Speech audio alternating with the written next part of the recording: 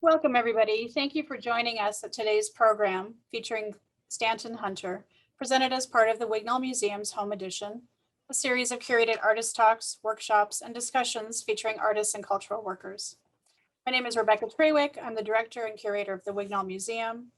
The Wignall Museum is a teaching museum and interdisciplinary art space that introduces Chaffey College students, faculty, staff, and community members to innovative contemporary art objects and ideas. By fostering critical thinking, visual literacy, discourse, and empathy, the museum seeks to enhance the intellectual and cultural life of our community. We want to take a moment to recognize that we're situated on the Rancho Cucamonga campus of Chaffey College, which resides on the traditional and unceded lands of the Tongva people. We offer our recognition and respect to the elders, both past, present, and future. And hello, my name is Roman Stallenwerk. I'm assistant curator at the Wignall Museum. Please visit us at www.chaffey.edu/Wignall to access our full schedule of programs and available recordings. You can follow us on social media, including Facebook, Instagram, and YouTube at Wignall Museum. When possible, recordings are made available on our website. Announcements posted to our email subscribers and social media when new videos are available. All recordings on our site include captions and audio descriptions as options. And we also ask that you complete a brief survey after the session at tinyurl.com/Wignall Spring 21 Visitor Survey. Thank you. Hi, everyone. My name is Andy Hadel. I am the preparator at the museum. In a moment, we'll have a presentation from Stan Hunter. Afterward, we'll have time available for Q&A. Thanks, Roman and Andy. So today I have the honor of introducing our guest artist, Stanton Hunter. Stanton Hunter is a mid-career artist exhibiting nationally and internationally. Writings both by and about him and images of his work appear in numerous publications, including Craft in America, Ceramics, Art and Perception, Ceramics Monthly, Studio Potter, Craft Arts International, and others. Hunter has been an instructor and guest lecturer at the Art Center College of Design in Pasadena. He ran the ceramics program at Scripps College in Claremont for 5 years. He was visiting art assistant professor of art at Pitzer College in Claremont and is currently professor of art at Chaffey College in Rancho Cucamonga. Prior to receiving his MFA in 2000 from the University of Southern California, where he studied with and was a TA for Ken Price, his undergraduate studies were in perceptual psychology, alternative education at Eckerd College in St. Petersburg, Florida, and he pursued a career in music before the visual arts. Hunter's work incorporates vessels, autonomous sculptural forms, and site-specific installations with work in or referring to the landscape. Here at Chaffey, we're happy to call him a longtime colleague and happy to have him with us here today. So please join me in welcoming Stanton Hunter to the Zoom stage and in giving him a warm virtual welcome to Home Edition. Welcome, Stan. Hi, everybody. My name is Stan Hunter, and I run the ceramics program at Chaffey College, which if you're taking my class, I hope you know that already. But for those of you who don't take that class, that's who I am. I want to thank the Wignall for this opportunity to talk to you. This is part of the Wignall Museum's Home Edition series. And I'm going to be speaking to you today about a residency that I went on in the spring, during spring break of 2019. The residency happened at Mission Clay Sewer Pipe Factory in Phoenix, Arizona for about 8 days. And very interesting time. Artist residencies are a very popular thing for artists to do. It's a really awesome activity. It's like a retreat where you are allowed to go. Oftentimes it's funded by the residency or by corporations will fund it, where you go and spend a week, 2 weeks, a month, a year making art. And it's your obligations to the outside world are cut to a minimum. You're just making art. And so it's a really good time to do a deep dive. It's a little bit like graduate school, which is sort of a deep dive as well. But it's a way to really kind of connect to what means most to you and what you most want to make. Normally with residencies, you go there with art that you want to make. You have an idea or you have a body of work that you're exploring. And for most of these residencies, they're in very beautiful, rural, sort of rustic conditions out in the middle of nowhere. And it's places where you can walk and your mind can just be clear and free of city, of home, of everything, of distraction. So you can really devote yourself to your practice. That's one kind of residency. Then there are other residencies, most often connected with the material. For instance, clay or glass or metal or rubber and plastic. And in these residencies, you'll actually work in the factory.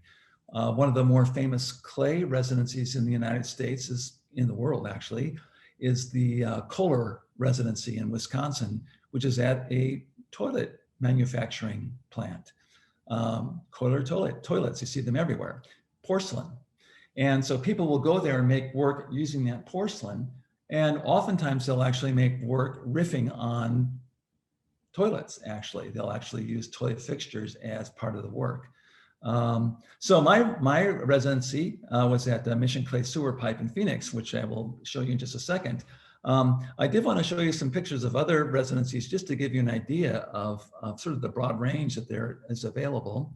So I'm going to share screen now. Let me get this up first. One of the things I kind of just mentioned in passing is that you go there with your own ideas of what you'd like to make. That's especially true when you go to these places out in the middle of nowhere where you used to have your body of work. And that's interesting. And I went to my residency in Phoenix with that in mind. I had ideas going in. But what happens in the manufacturing environment is that it starts to play on you. And all of a sudden your work starts relating to the interface of manufacturing and art, creativity and industry. And so it's a whole different kind of thing where it's not necessarily just your own body of work, but it's sort of in relation to something else. And I've always loved site-specific work, which is work in and relating to an environment where the environment changes the work or your work changes the environment, or at least they talk to each other, they relate. So they're sort of like, instead of this object on a pedestal that has its own thing, it doesn't relate to a background. It's shown in a white cube, a gallery, which doesn't have, supposedly doesn't have historical reference. It's just its own thing. Site-specific work actually is more where it relates to the environment. It might be an installation where you walk through the artwork. The environment might act upon and change the work. So it's a whole big broader thing than just the object itself. So anyway, as I said, I went into the Mission Clay with an idea of with some ideas to make, but then it started playing on me. But anyway, let me show you some other residencies just to give you an idea. This, I believe, might be Skowhegan in Maine. It's a painting and sculpture residency, very famous one. This is Anderson Ranch in Colorado, a very, very beautiful place. This is Haystack residency in Maine, a very famous clay residency. I think they're using other craft materials now as well besides clay. But they're just dedicated out in the middle of nowhere to your own art practice. And then there's Mission Clay Sewer Pipe Residency that I went to. This was funded by Mission Clay. The head of Mission Clay is Brian Van Zaal. He also runs Laguna Clay Company here in California. I should say Mission Sewer Pipe is a huge manufacturing plant. They used to have 3 of them in California. They still have one in Corona del Mar. Now they also have one in Phoenix, but those are the only 2 remaining plants. But this company made all the sewer pipes underneath all of Los Angeles and underneath all of San Francisco, San Diego, and I also believe Portland and Phoenix. So we're talking hundreds, if not thousands of miles of sewer pipe. So they can give you the scale, just the sort of the vastness of this kind of manufacturing. So anyway, I went to the one in Phoenix. They put me up in a motel, right on the freeway, right off the 10 freeway in the industrial area of Phoenix. It was very simple and clean, and I enjoyed it actually. The walls were extremely thin, so there was a lot of bumping in walls and being woken at all times of night. So I didn't sleep great, but it was, it was nice. It worked. It worked, and it was very close to the factory, so it kind of kept me in the milieu of the industry and the industrial area of manufacturing. It kept my head in it, which was very interesting. How it played on me and in my dreams, which I hope becomes evident in this slide presentation. This is driving to the factory. And it's called Mission Clay, but all it says in the sign is Building Products Company. You go down this long, long driveway, about a half mile long, and you end up at Mission Sewer Pipe. And there's a whole stack of sewers. It really became kind of like a Mad Max landscape to me, which sort of played on me. It had its own kind of special beauty that sort of an austere beauty of, well, you'll see, of these mountains of clay, of local clays and feldspars and pulverized fired pipe that had broken, just mountains of these things that they use as materials to make their pipes out of. So it had its own sort of austere landscape that was really started to become quite beautiful to me. These are some of the mounds of clay and dirt and here's shards of pipes that have been broken up that they use in their clay body. That's the landscape. That's what you walk on. It's just all clay. That's the next door neighbors.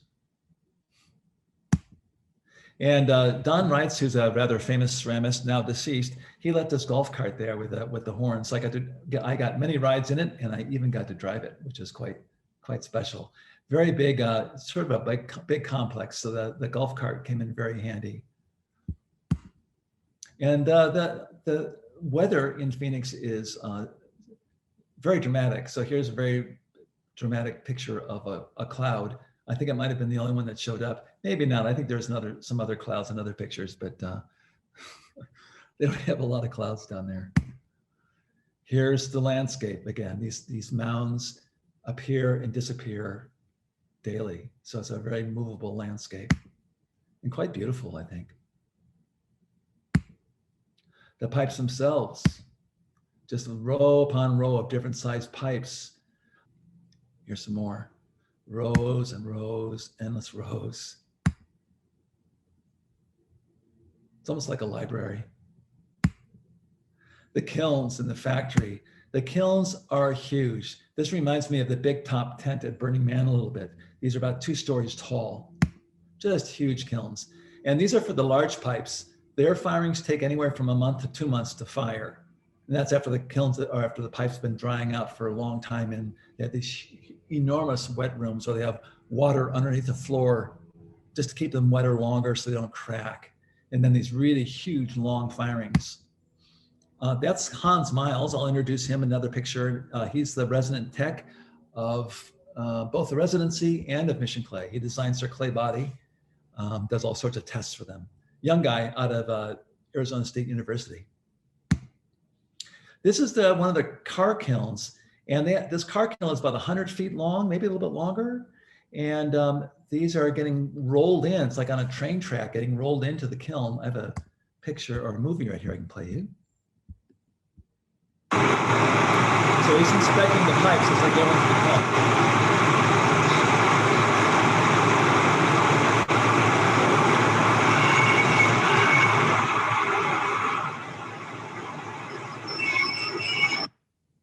Okay. And here's on one of the beds of these pipes are getting unloaded, I believe. And but this is sort of the rail cart, the cart that the pipes are stacked on to be taken into the kiln. So it's quite enormous. They've got about 3 or 4 of these carts that they have lined up to fire. Here's one all packed up, ready to go into the kiln. And there's the kiln itself. This is the ceiling of much of the plant. It's quite dynamic, you know, indoor and outdoor sort of blend together. There are a couple feral dogs that are, you know, that eat there and just roam around the factory. Birds nest inside. wind whips around in there and clay dust, just plumes of clay dust. It's a really sort of a dramatic, like I said, Mad Max type environment that I really played on me and became beautiful. Here's the clay mixing area where they take all those mountains of dirt and they go up these conveyor belts and go through sifters and then they combine them. It's quite a huge operation. There's Hans. He's a really smart guy and he can do just about anything. So it's really great to have him as a help. It's a very big help. You can see some of the work in the back. I'll show you more artist work, but most of the time people come in and decorate the outsides of the pipes. Here we go. And I should know the name of some of these artists and I've forgotten them. But anyway, like I say, they come in and they decorate the outsides of the pipes and they're quite attractive. So they keep the pipes remain pipes.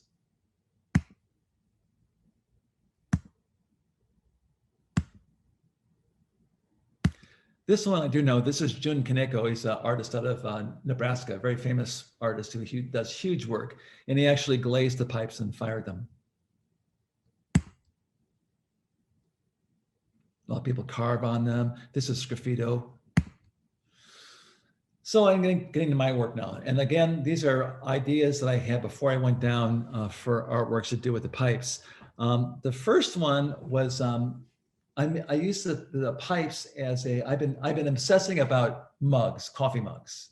And especially I've been obsessing about handles on mugs and the look of them. I've been taking pictures of handles and making handles and trying to get the perfect handle and the way that the handle joins the mug. I want it to have a nice solid joint and the look of it flowing out of that. Anyway, so I thought it'd be funny to put a set of handles on a set of sewer pipes. So they became like bottomless mugs.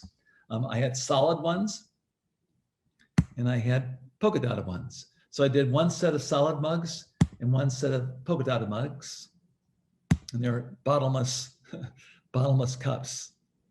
So anyway, these are about 2 feet tall, very heavy. They're like a couple 100 pounds each.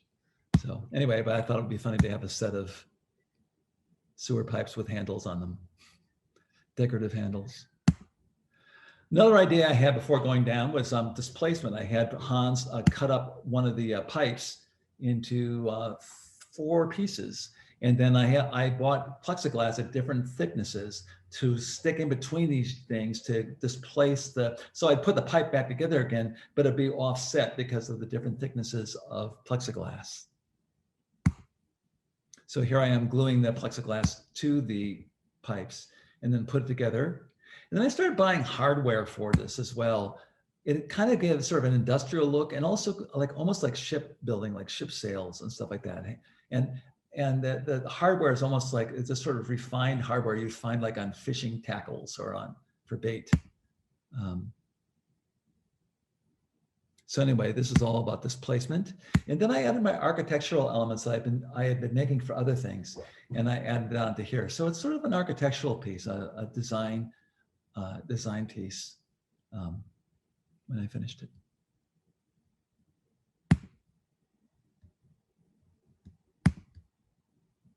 I like that view of it. So you can really see how things are kind of displaced and offset and stuff. Another idea I had was to make a geode out of one of the half pipes. This is Hans cutting one of the pipes in half to use as a mold to set the other half pipe in so it wouldn't fall apart. And he sent me a whole about 40 pounds of the clay that they use for the sewer pipes. And I did press molds of these different geometric, mostly triangular based geometric forms that I was going to, score and slip into the side of the pipe. You'll see in a second here. Now, when I got there, I painted them with underglazes, and then I laid them in the pipe in this sort of this open geode type of thing, arrangement. One of the ideas was that people have been decorating the outsides of the pipes. So I thought, well, why not decorate the insides of the pipes? I used to do a body of work, I still do it from time to time, of butterfly migration grids. Scientists discovered back in 2006 that monarch butterflies migrate from the Sierra Madre Mountains of Mexico. Actually, they migrate from the Midwest down to the Sierra Madre Mountains in Mexico and back. It takes 5 generations of butterflies to do one full migration loop, which is pretty crazy if you think about it. And the way they find their way is they discovered that they see invisible to us grids of UV light in the sky, and they follow those grids, and that's how they get to Mexico. I think there's numerous insects that see these grids in the sky, but I was fascinated that, you know, there's a species on Earth that lives on the same planet, but according to totally different rules, and really live in a different world. So I made grids as if we could see them. So that was a whole body of work that I did for a number of years, actually.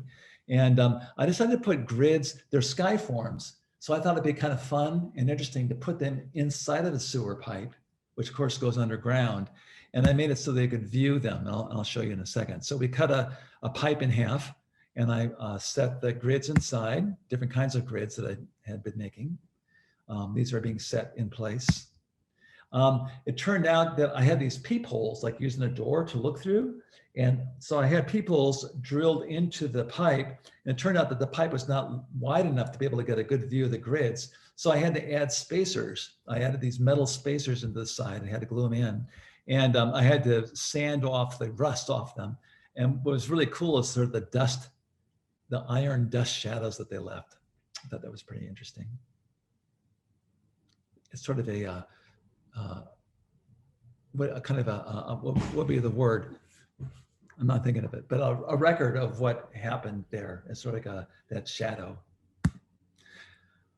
So here we are. I think I glued, there's the metal glued in, and then we placed the top. That's the top with the peepholes in there. I have them covered in tape so they don't get dust on them. And there's the piece. I lit them, and then you could look at the peepholes down into the grids. So I kind of like this idea, these huge, really heavy pipe and this big, it's really a big pipe to be able to see these really intimate little grid environments inside the pipe. Now we're starting to get to where the place is playing on me. And I didn't realize I had a photo project, like I say here, till I returned home. So I had a photo project going on sort of unconsciously. And then the vessels started playing on me because, vessels, a normal pottery is a vessel. It's a container. We use it for coffee, for cereal, for storing things. And then the sewer pipes are vessels also, but they are vessels like blood vessels. They're used for transport. So it was a vessels and vessels. And so I came up with that idea down there. Hans and I, he had 2 wheels there. So Hans and I sat down for a couple hours using the sewer pipe clay body. And we threw a bunch of rather large bowls and vases. So here they all are. We had a lot of fun that day, as you can see. A couple hobbits looking at our pots. And then we put the pots inside the vessels, one of the stacks, and I started taking pictures. So it's vessels and vessels, as above, like containers on earth, and so below, which is below the earth. That phrase, as above, so below, comes, I believe, from Hermetic philosophy. And then I photoshopped a whole bunch together, so it just took on this more, repetitive nature. When we were done with this photo project, because it really exists only as a photo or photos, Hans glazed all these and then fired them there, and he gave them to all the workers there, which I thought was really a wonderful thing. So this almost became like a social practice in a way, because all these workers there are these tough, factory workers working with a very heavy, unforgiving material. And here they have artists come in making stuff, and they're very curious. They come around and see what's going on. They help out a lot. And so Hans fired these up and then gave them to the workers, which I thought was a really wonderful gesture. And here's the inadvertent photo project, Dreams and Language. So this is where it becomes really kind of interesting to me and very poetic. So I was taking these pictures, and this woman is just crazy. It looked like, like the Starship Enterprise when it goes into warp speed, just like that. It kind of looks like that, or it looks like looking into a chrome tailpipe stuff, racing cars or something. It has this kind of feeling of motion. And then to be able to look through the pipe at other pipes, you get these sort of, they became like viewing portals into other realms of pipe. And so they became viewing devices, almost like telescopes or microscopes. So you got these great views. I mean, that's pretty stunning, I think. These great views of other pipes. It's almost fractal. So that particular semester, I went during spring break of spring semester 2019. I had a student in that class, really talented, and she showed up very early on in the semester with this henna tattoo in her hands. It just blew me away. It looked like, I looked at her hand, and I kind of felt like I was being slipped into dream time or something. It just felt like shamanic somehow. I took a picture, but it's pretty spectacular, her tattoo. The reason why I have a picture of her hand in here is that one evening while there, probably about the 5th, 6th day, I had a dream of one of the ends of the pipe, and this student with her henna tattoos put a medicine pouch at around 2 o'clock on one of the ends of the pipe. And all of a sudden when I woke up, or even in the dream, I remembered the movie Arrival. I don't know if you saw that movie, but this is what it looked like exactly with this medicine pouch here. And this is actually the heptapods, the aliens had this language that was communicated in circles, these smoke circles. And they said different words, but I have a whole thing here. What's so cool about that movie and about the language is that it's actually based on solid linguistic theory. They cite the Worf-Sapir hypothesis, which is how you see is determined by the language that you speak and use. So anyway, it's sort of, the movie's based off this about perception. Orthography, this is from the movie, is a set of rules about the way language is written, including spelling and pronunciation or punctuation. The alien language of the heptapods is nonlinear, written in circular puffs of smoke with no beginning or end. Information at the end of the sentence is known at the beginning because they both exist at the same time. So anyway, I was sort of tripping on these as being, these circles as being language, and then the medicine pouch at 2, and then the light was coming out in circles at me. And so everything was becoming circular and talking in circles, and the whole thing became kind of like language. So anyway, it hit me very poetically, both visually, the stacks and the circles and the repetition, and then in this case, the concentric circles. My son gave me this T-shirt. You may have remembered Trump's made-up word, kofif. Anyway, this is kofif in heptapod language. One of my favorite T-shirts. Le Petit Pipe. This is referencing The Little Prince. The Little Prince, if you haven't read the book, please do read it. Very poetic, very beautiful, very moving. And in one part of the book, there is, he grows a rose, and the rose is protected and it's very vain until it sees a whole rose bush with hundreds of roses and just thinks, oh, I'm not special. I'm just one of them, of many thousands. And the little prince assures her, no, you're special because I grew you and I took care of you. So you're special to me. And so anyway, I was thinking about these pipes, and they make, when they're cranking out the pipes, so they're not drying, but when they're actually making them, that factory can churn out, they can crank out 1,000 pipes a day. So I wanted to show you a couple movies of them making these pipes. They extrude them, meaning it's like it's an adult Play-Doh factory where they squirt these things out of machines.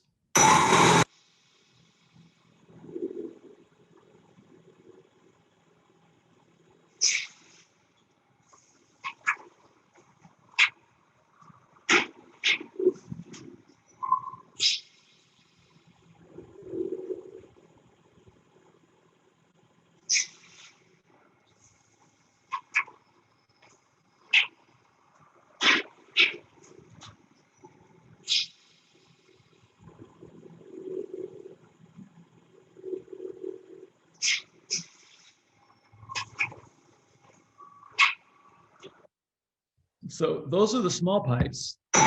And then here are the large pipes being extruded.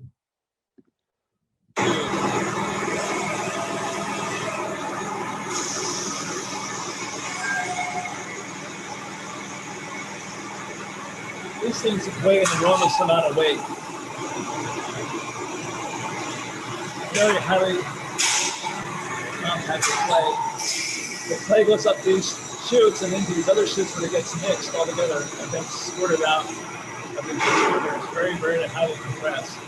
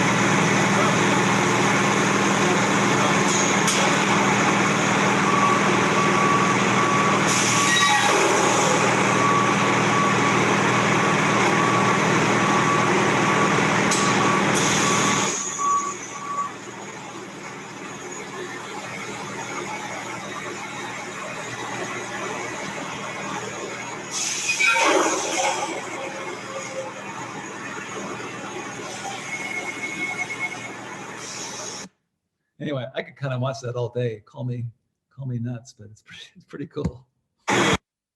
So anyway, they make, like I say, they can make about 1,000 of those a day. So I thought it would be kind of, what would be the word?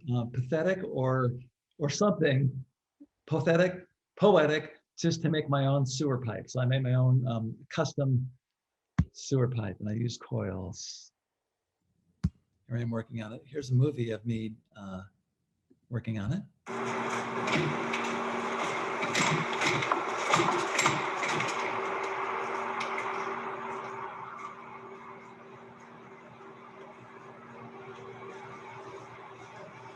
I like the whole idea of making something by hand too.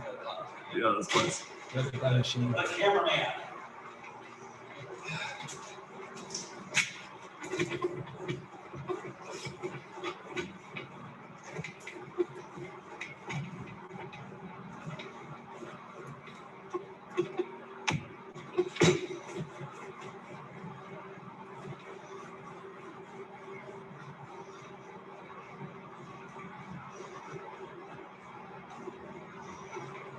That's how you roll coil.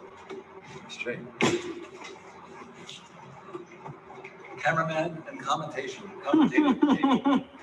Commentator. Thank you. On smiles. Yes, sir. Resident tech god of mission clay.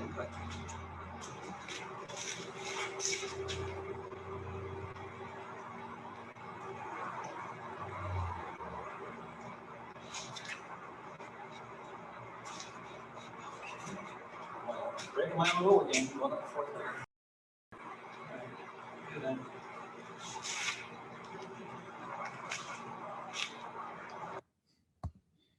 So anyway, here I am hand building one of these while they're extruding 1,000 of them in the other room. And there it is, pretty much completed. That's the one I use as a model to make the top. It's pretty fun. It's life size. And then they have a stamp they put on there. I have another slide that they put on all the pipes. There it is. And it has the date and the batch number and all that sort of stuff there. And then the studio. That's a bigger, broader view of all the projects going on at one time. That's Hans' sculpture in the background there. It's quite spectacular. Anyway, and then I went to dinner with Susan Beiner, again, professor at Arizona State University. Hans studied with her. She used to be out of Cal State San Bernardino, actually. And Hans and his girlfriend, Susan, and her husband. So we had a dinner and parting shot. And there you go. And that was my residency. I hope you enjoyed the journey. Alrighty, well, thank you for watching. And I understand there might be some questions, which I'd be very happy to field. And fire away. Thank you, Stan. What a beautiful introduction to your experience at Mission Clay, and also a great introduction to artist residencies. So yeah, we'd love to open it up to questions or comments. I'll see if I feel comfortable answering them. Yeah, right. Hi, Stan. I wanted to ask you about the application process for the residency and what your research went into the application, and if you have any tips for students who are applying to residencies. Very good question. And yes, applications are usually what you do. What I did was I had the good fortune of having my work included in a couple of group shows over at AMOCA, and Brian Van Zaal, who is the head of Laguna Clay and Mission Clay, he happened to be there, and we just got to know each other, and he liked my architectural things, and he thought it'd be really cool for me to start playing with the inside of pipes. So it was just a kind of there was no application. I was invited, and it was very organic, and I was really lucky, and that's how that worked.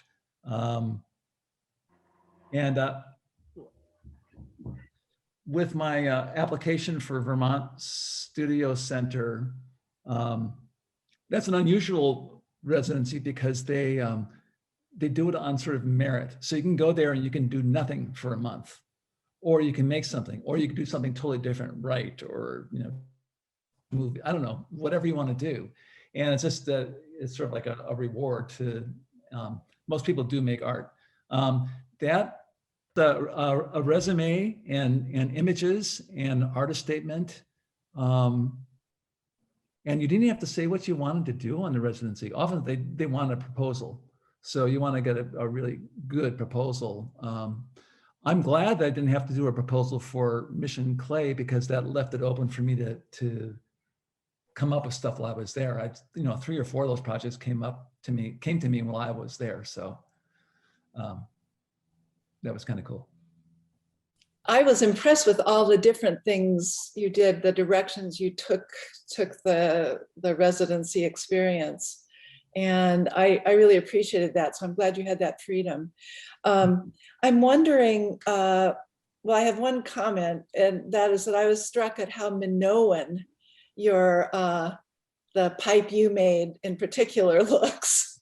You know, it looked like it was smaller at the base, and approximately that ratio of Minoan columns, you know, and also a little bit of Egypt in there somewhere. So that was kind of interesting, but I was curious about how you decided on the scale of the handles that you put on the pipe mugs. Well, I'll comment first about the Minoan. When I actually sort of thought about making the pipe, I had no idea what it was going to look like. I thought it was going to be really lumpy and funny looking. And I was going to paint it red and just sort of this like a really crude sort of Beavis and Butthead type of pipe.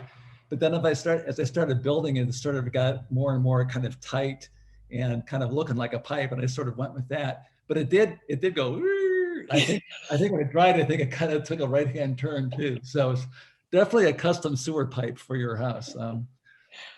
You probably want it above ground. But I'll anyway, put it in my garden. Everybody needs a sewer pipe in their garden. But anyway, so that was sort of, in a way, unfocused. I wasn't sure what I was going for. I just went ahead and did it. But it came out, as you said, like that. The second question, what was again, the topic of your question? Oh, the handles. Yeah, handles, yeah.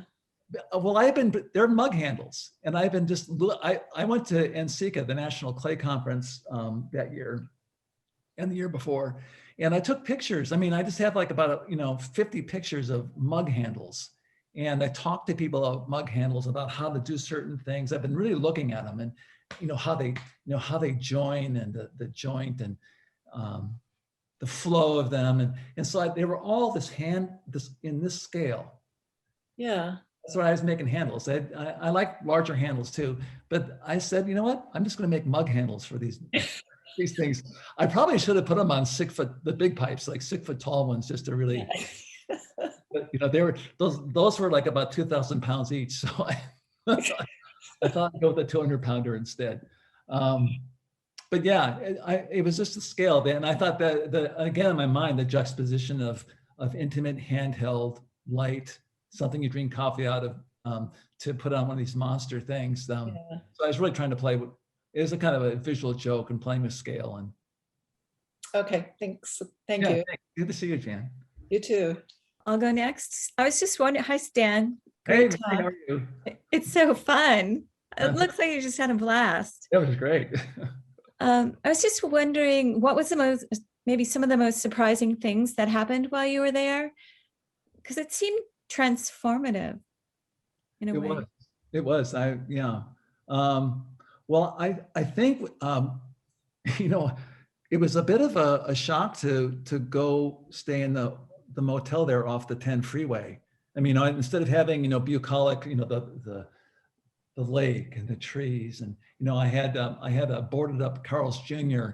and out the front door, and there was definitely some drug deals happening in the front. And I mean, it's kind of like I was a little concerned at first, and then to actually start feeling like it was home was very, it was cool.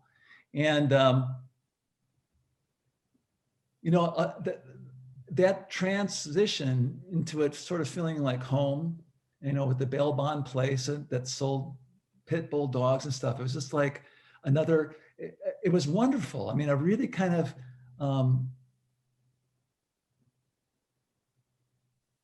just for that to start feeling like home was really interesting. And that I could start dreaming about this stuff was really interesting. Although it was hard to, because like I said, I was getting woken up a lot in the evening. There were some rooms with, 8 people. And I mean, I don't know what that's all about. It felt somewhere between a residential motel and a regular motel where people stay for longer periods of time. So that, and then the facility itself, like I said, sort of a Mad Max thing. I really got into it. It's sort of like everything got covered in clay dust, and there's just plumes of clay dust, and the feral dogs, and it played on me in a way that really other residencies wouldn't play on me. So and I never fought it. I never said, oh, I'd rather be in Vermont or something like that. I think what also was sort of transformational was I had that dream about the end of the pipe and it becoming like language. That was really like, oh my goodness, this is really speaking to me, because this thing with the Whorf-Saphir hypothesis, that how it's based on Hopi language. And Hopi language, Benjamin Lee Whorf studied Hopi language and found that they don't put containers on containerless things. Like there's no word for river because it's always different. There's summer's not a time, like 3 months of the year. Summer's when it gets hot. So summer can be in the winter if it gets hot. So it's also a far more experiential language. And our language, we have subject and object, we have nouns that makes everything kind of solid and stop moving. Things are static, and things experientially are not static at all. So, so this whole thing with language and how it makes us perceive, it really kind of, which has been a topic that's sort of near and dear to me for a long time. All of a sudden it came to bear on this factory setting. So that was really kind of, yeah, I hope that answers your question. It just became, like I say, really, really poetic, and find poetry in places you don't think you're going to find it. Just on a side note, with the pipes that are painted on, what do they do with those? Do they actually put those into the ground, or are they sold off for like artwork, or? They don't have it quite organized yet. Hans runs that too. He has a sort of an outdoor gallery area where all those pipes are just there on display. There was rumor that one of my pipes was going to go into a show somewhere, and I don't know if that ever happened. So I think they farm the work out to different shows when asked for it, but it's probably a little prohibitive since they're so heavy. Anyway, so yeah, they don't go underground. They stay above ground, and there's an exhibition place. I imagine some of them will stay inside in that huge room that was a studio, like there are other ones. So anyway, it's sort of a mystery. Who knows? Maybe after I'm long gone, then something will happen cool with them. Just wanted to know, when you're doing a residency, is there only one artist at a time? Yeah, this one's a solo residency. Solo residency, that's Yeah. what I was, and how you decide how long the period yourself, or Yes. do they? Yeah, well, I talked with Brian about that.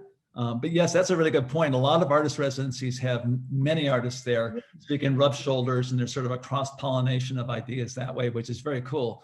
This one is just sort of, it's this whole other thing, you know. It's actually very contemplative, even though it was at a factory. Yeah. Good to know that. I'm not sure about, I've never been to Kohler. I think that, does anyone know if they have that one at a time, or if it's? No, they have a few people at a time. Sometimes they Okay. have, you know, 2, sometimes they have a 3. I think that's what I heard from the people when they. Yeah. And it's also kind of sometimes really long period of time. People go there 6 months, 3 months. Yeah. There, with this residency, there are people that do return, and Brian said something about that. Maybe kind of cool to have me down there again, which I would love to do. I have no idea what I do as the next thing. That's the best part. They don't know what you're going to do next. Exactly. Yeah. Very, very true. It's good to see you, Icy. Good to see you, Stan. How long were you there? It's about 8 days, 9 days. Oh my gosh, I thought it was longer. You did a lot. Oh yeah, no, I started in the morning and went. Holy all night. cow. Yeah. Well, and do people actually stop in to see that work? You know, the work that has been produced, and Hans can let them wander a little, or? Yes, they actually, after I left, there was a busload of people that came in to look at it. I'm not sure exactly where they were from. The Arizona State University has a ceramics research division, and a very huge collection. It's a very famous collection. Peter Held used to run it, and then Garth Johnson, who's now with Eberson Museum, used to run that. And so I'm not sure if Peter's been there to see it or not, but people come by. It's sort of connected with ASU, so there's a back and forth with that. Yeah, good. I'm glad. I think people should see it. Yeah. And how about your photos? Have you shown them? They're beautiful. Oh, thank you. No, I haven't. I haven't submitted them to show as a photo exhibit or anything like that. I did the one where I did the Photoshop of where it's sort of like wallpaper of the vessels. Uh-huh. I sent a large poster of that to the office over at the pipe place, and also to Brian here at Laguna Clay. And that's as far as that's gone. Stan, can I ask, has the residency had any lasting effects on your studio practice that you've recognized? Well, yes, because of that way of working. And it almost like forced me to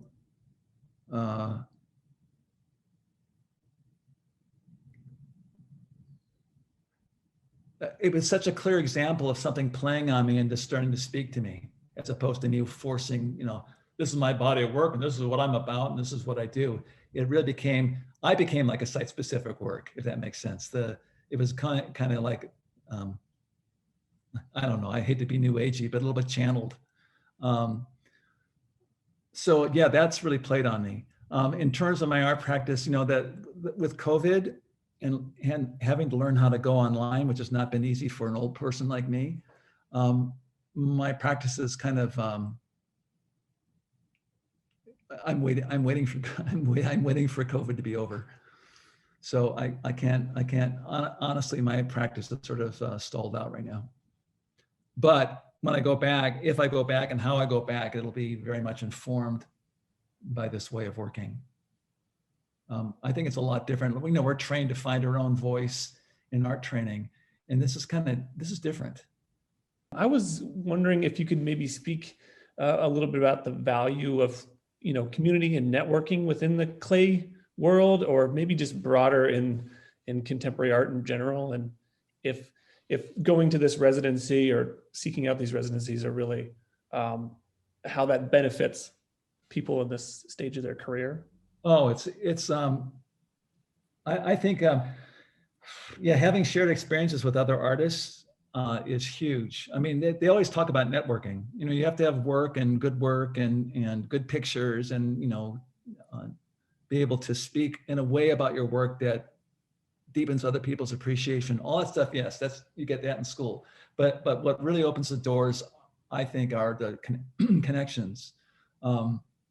Even during, maybe I should say, especially during COVID, I wasn't going to do NCCA, the National Clay Conference. It's all online this year. And at the last minute, I said, you know what? I need the stimulation. I need other people. And so I went ahead and signed up, and I'm glad I did.